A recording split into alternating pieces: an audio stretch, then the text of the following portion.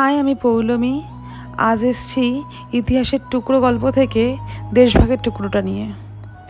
দেখতে দেখতে চলে এলো অন্ধকার রাত কাটিয়ে সেই সুন্দর সকাল, যার অপেক্ষা ছিল সমগ্র ভারতবাসীর। একদিকে স্বাধীনতার আনন্দ, আর অন্যদিকে দেশভাগের যন্ত্রণা। মাতৃভূমি মায়ের নাড়ি থেকে ছিঁড়ে আলাদা করা হচ্ছিল মানুষকে। স্বাধীন ভারতের ভাগ্য লিখতে বসেছিল এক নতুন সিংহাসনে বসা নতুন সরকার। সেই নবনির্মিত ইতিহাসের পাতা থেকে বাদ পড়ে যায় আসল বলিদানের ইতিহাসটাই। স্বাধীনতার এত বছর বাদেও বারবার উঠে আসে সেই দগদগে ঘায়ের চিহ্ন, যার নাম দেশভাগ বা পার্টিশন। আজ বলবো সেই রক্ত বিজারিত কাহিনী। ব্রিটেন বিশ্বযুদ্ধে 1945 সালে জয়ী হয়েছিল বটে, কিন্তু রণক্লান্ত হয়ে পড়েছিল। তাদের পক্ষে ভারত শাসন করা আর সম্ভব হচ্ছিল না।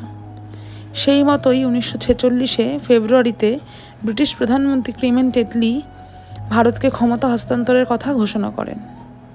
বলা হয় ভারতকে ক্ষমতা হস্তান্তরিত করা হবে 1948 সালে জুন মাসে। ভারত নাকি স্বাধীন হয়ে যাবে। কিন্তু তারই মধ্যে বাড়তে থাকে হিন্দু মুসলমান দাঙ্গা।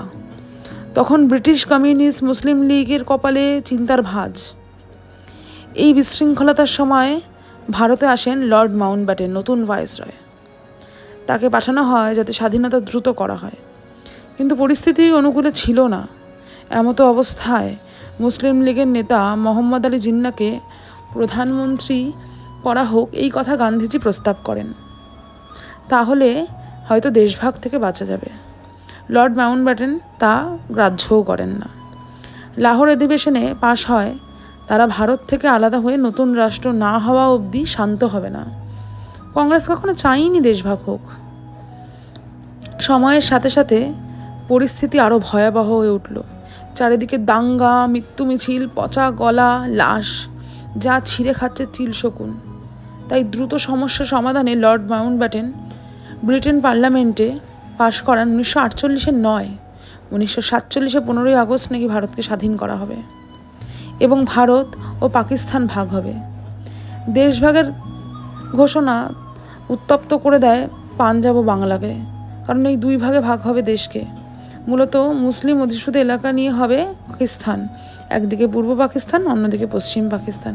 আর হিন্দু অধিষ্ঠিত অঞ্চলগুলোই থাকবে ভারতে।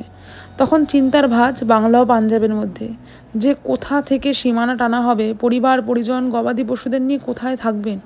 বেরিয়ে যেতে হবে না তো দেশ থেকে? একদিকে স্বাধীনতা জয়ের আনন্দ, অন্যদিকে তখন দেশভাগের আর্তনাদ। যে ছিল কাল প্রতিবেশী, আজ সে শত্রু। এই দাঙ্গার মৃত্যু হয় 20 লক্ষ মানুষের সরকারি পরিসংখ্যান অনুযায়ী, কিন্তু সংখ্যাটি ছিল আরও অনেক বেশি। অবশেষে লক্ষ লক্ষ সংগ্রামীর আত্মবলিদানে আসলো নতুন সকাল। 1947 সালের 15ই আগস্ট ভারত পেল স্বাধীনতা। কিন্তু তার সাথে সাথে গত রাতেই এই দেশকে ভেঙে তৈরি হয়েছে নতুন একটি দেশ, নাম পাকিস্তান। শুরু হলো বিভাজনের নতুন অধ্যায়, যার রেশ বয়ে চলেছে দুই দেশের মধ্যে আজ পর্যন্ত। ভিডিওটি কেমন লাগলে জানাবেন কমেন্টের মাধ্যমে, আর আরও এরকম ভিডিও পেতে আমার চ্যানেলটি সাবস্ক্রাইব করে দেবেন। Thank you.